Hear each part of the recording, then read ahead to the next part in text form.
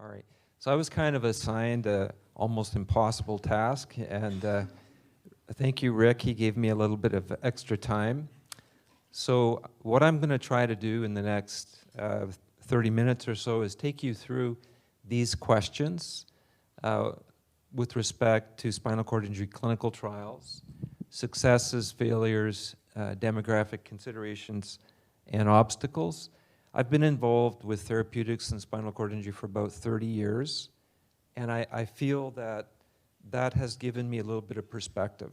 And I think that that's a very useful thing to have as we encounter new potential therapeutics.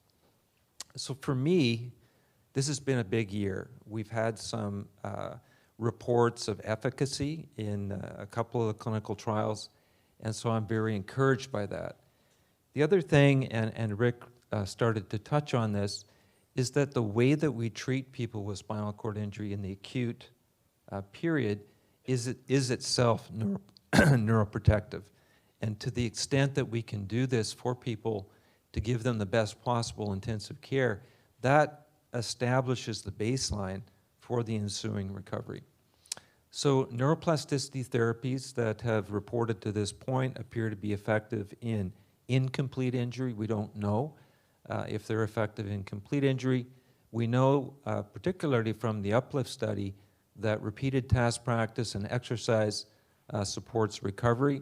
It was pretty impressive to see the recovery in people who had chronic spinal cord injury who went and did the first 2 months of that program. And then the effect size of therapies differs across individuals. And so we're moving from a time when we talked about sort of noise in the data with respect to heterogeneity to actually understanding the individual characteristics that create different responses in different people. So therapeutic successes so far.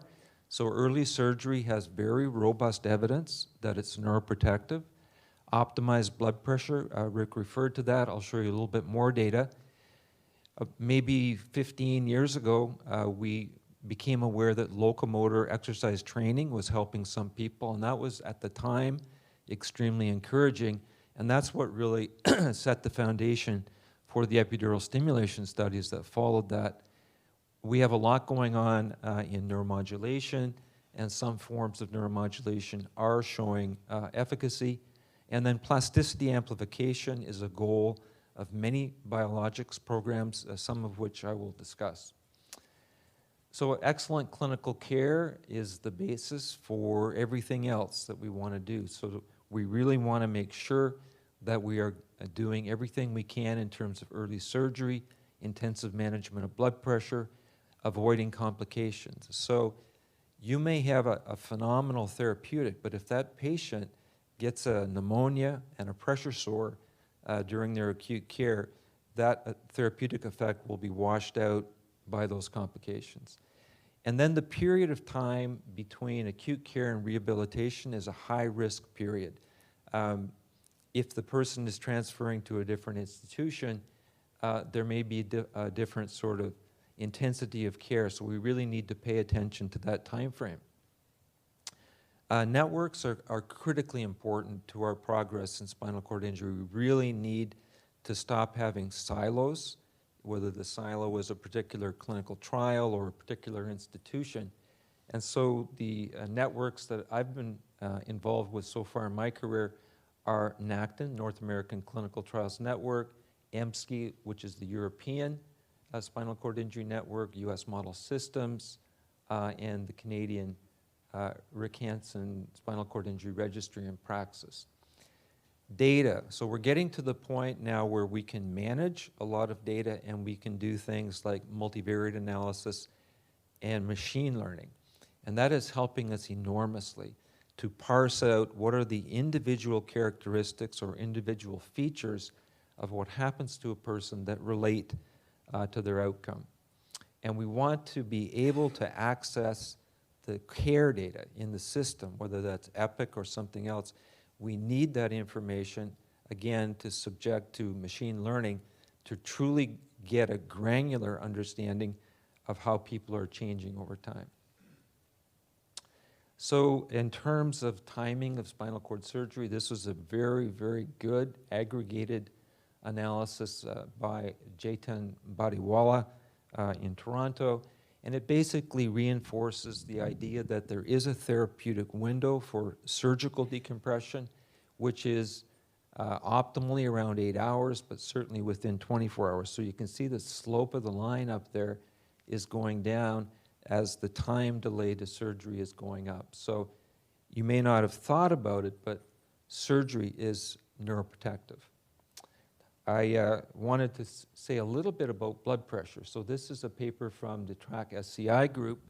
And so this is an application of machine learning to intraoperative, moment by moment, second by second blood pressure data. And so you don't really need to pay too much attention to the left where there are different patient clusters. But what I wanted to show you over here, for this particular data set, they plotted the mean arterial pressure during surgery against the probability of changing in Asia grade.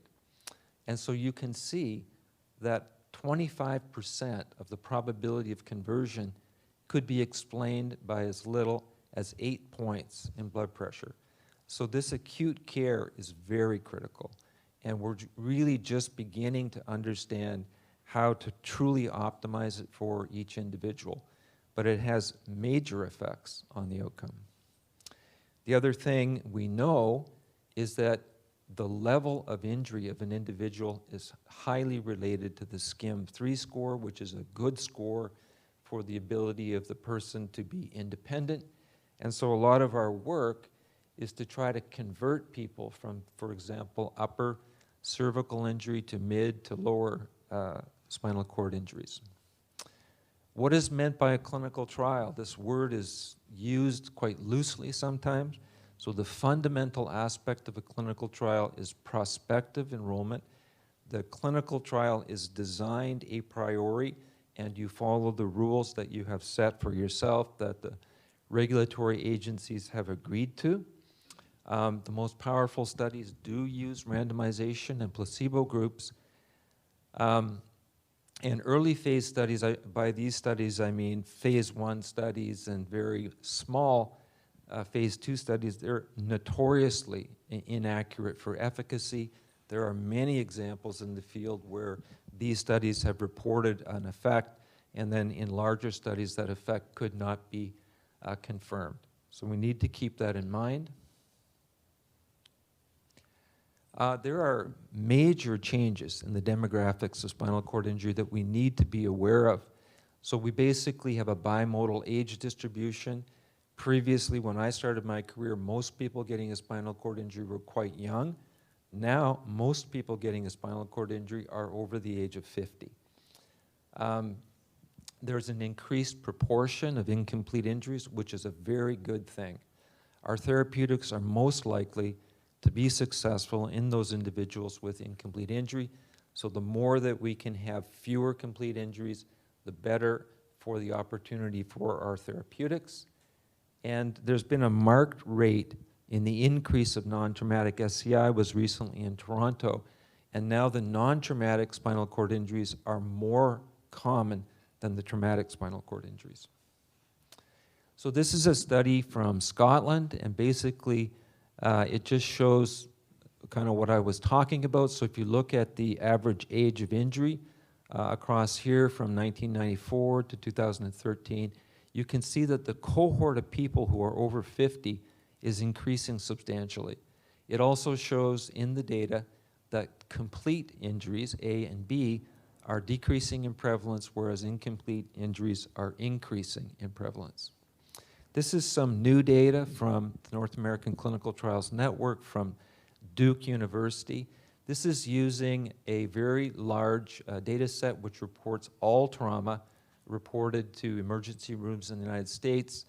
And what I wanted to show you, again, this issue about age and prevalence. But a lot of these injuries that are happening in older individuals are high cervical incomplete injuries. So we need to bear that in mind. Obstacles. So what has happened in the past is that clinical trial networks have been established for a particular clinical trial. SIGEN would be a very good example. And then the trial stops and the clinical trial infrastructure goes away. And so this has led to fragmentation of clinical trial efforts, and we really need to try to address this. We constantly deal with underpowered infrastructure. We do many clinical trials at the University of Miami, but we really struggle to staff the trials appropriately because we just don't have the money to pay for the people that we need. And we need much more information-dense data in order to understand the response of individuals. So this is from the MSCI, and this was developed by Armin Kurt, this particular algorithm, and Catherine Jutzeler. And so each of these blue lines is the recovery trajectory of a person who started with a very low motor score. So this is what we mean when we talk about the heterogeneity of recovery. So imagine that you're planning your clinical trial and you know that you're up against this kind of heterogeneity. So it's very difficult for you to try to determine what is my effect size going to be that I'm going to power for statistical significance. And then this is from the NACTIN and other data sets, again from Jaden Badiwala and Michael Failings, looking at different recovery trajectories, so somebody who doesn't have much recovery, somebody who has a lot of recovery.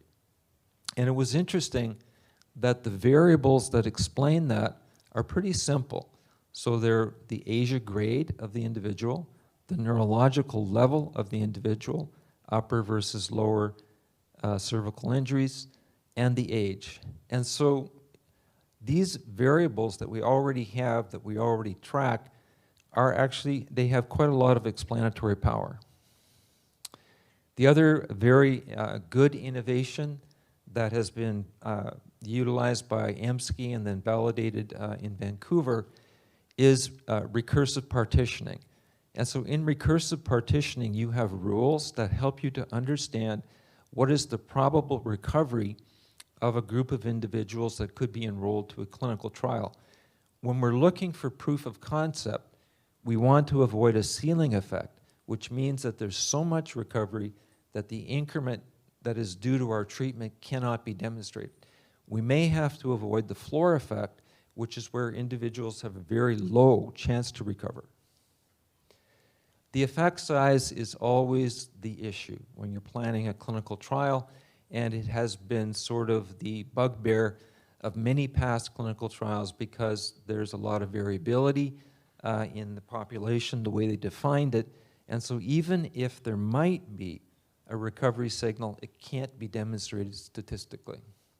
So this heterogeneity problem, we need to get a grip on that, and so this is another way of looking at the issue.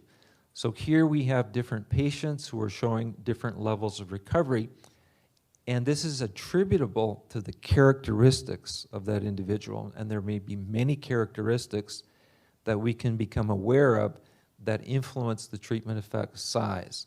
And so that's another aspect of the heterogeneity, and this is where we can again use machine learning to help us really understand what is happening with individuals. So failures of past clinical trials. So it's possible that some of the clinical trials that already have occurred were sort of considered failures. They might not have been failures. It may be that the way that the research was designed, it was impossible to actually see the differences. And that is particularly an issue with outliers who may be responders or non-responders. So newer analysis methods are needed to get much more rigorous control over what we call confounding and covariate factors. And we need very good statistical models in order to control for these issues. So here's an example of the mean.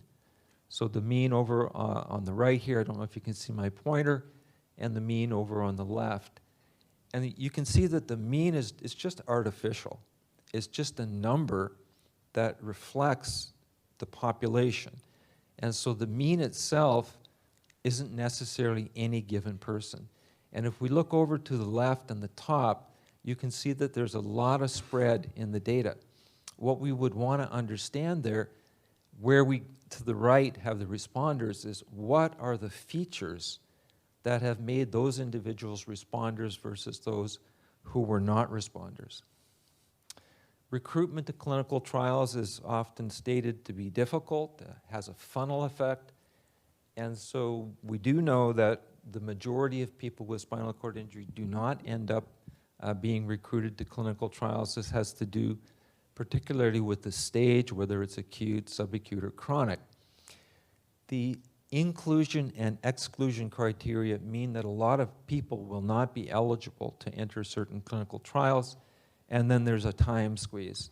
And it was even referred to in our last session where an investigator was trying to pressure the patient to, sign up for the study so he could meet his time requirements.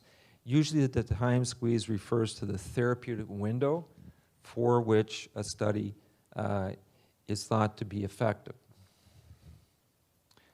So this is a paper that we published a few years ago in SCOPE. Linda Jones talked about SCOPE yesterday. So we looked at the challenge of recruitment for neurotherapeutic clinical trials, and a useful number that we came up with is that on average, the recruitment rate from a particular center will vary from 0.3 to 1 subject per center per month. And that, I think, is a realistic figure. And you need to think about how many centers you're going to need if you say your sample size is 180. The funnel effect, so this funnel effect is actually for chronic fatigue syndrome. So basically what it's showing at the top, a large number of people expressed interest in the study. About half of them were eligible, and about a quarter of them consented for therapy. They were then randomized, and even after someone is randomized into a clinical trial, they may not complete the study. And so typically there's about a 20% dropout rate in a clinical trial. And then diversity in clinical trials. So we do know that African Americans are recruited less to clinical trials and that they are less likely to complete the clinical trial, and we need to pay attention to what are the reasons that lead to this and try to remediate them. So why do we need what are called PK and PD studies? So PK study is pharmacokinetic, a PD study is pharmacodynamic. Pharmacodynamic refers to understanding what is associated with the efficacy of a biologic or drug. Oops. So here's an example of the data we need in order to do a really nice PK and PD model.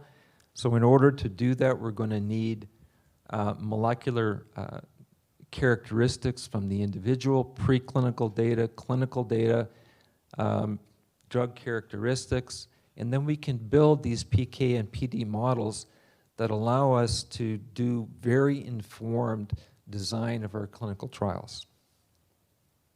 This is an example of the effect of ethnicity. So this is an anticoagulant drug that was tested in Caucasian people and Japanese people, and it was found that in Japanese people, a much lower dose was associated with the same exposure. So we do need to be aware as we're designing our clinical trials that there may be differences in drug effect based on ethnicity. Why do we need biomarkers? So the main reason that we need biomarkers is that clinical endpoints may take a very long time to show up, maybe months, 3 months, 6 months, 9 months. Then we need to analyze the data. So by the time that we're able to make adjustments in the clinical trial, some years may have gone by.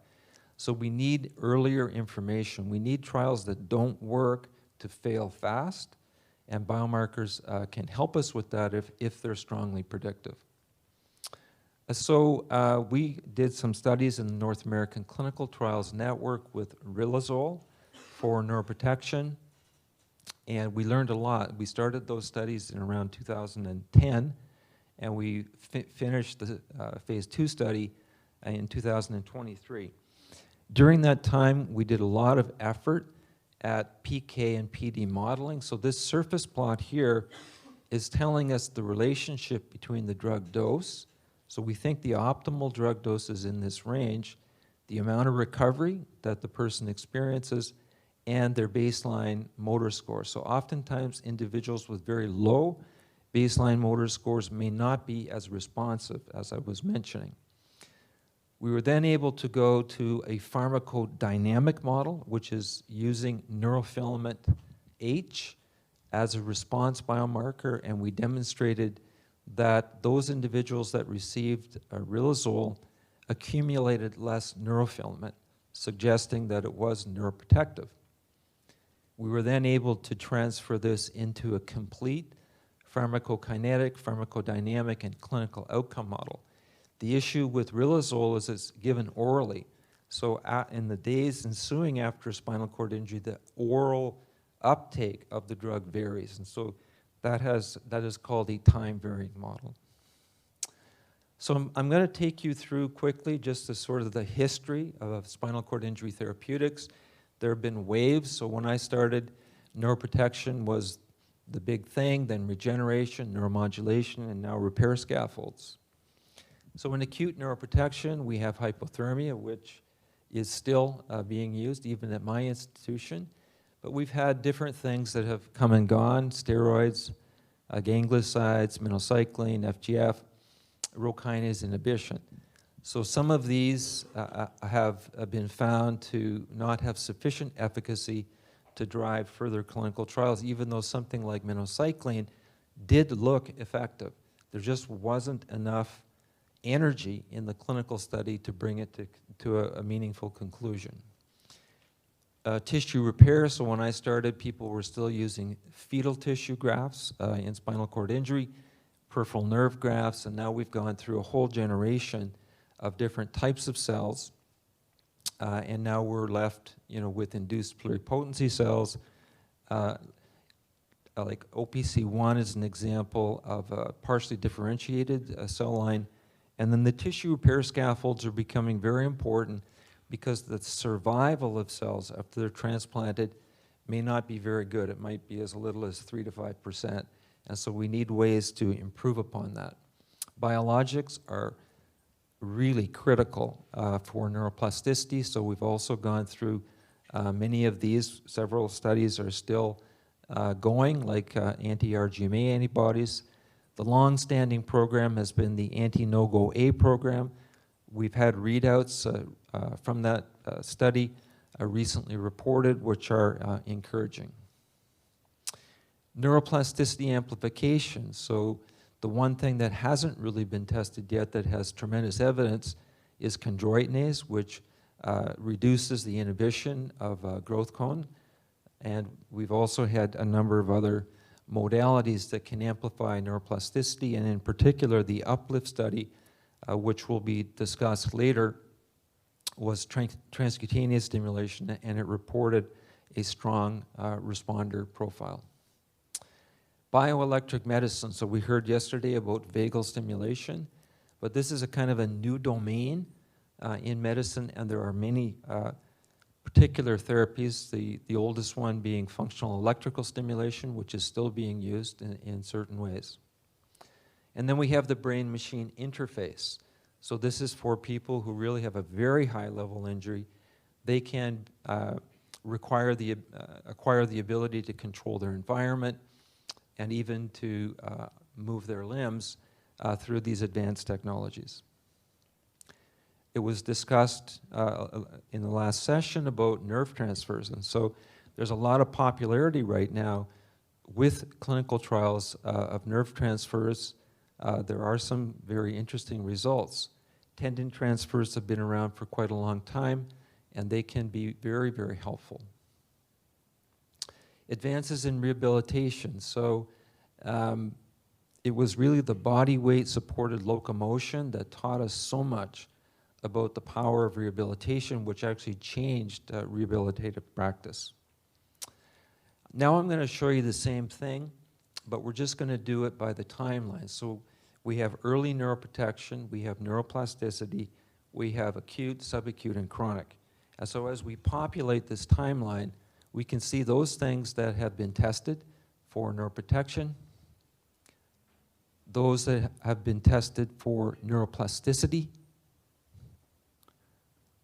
tissue restoration, which we think about. So tissue restoration means that we're reconstructing or rebuilding the tissue. Typically, this is with cell delivery and also with biomaterial delivery.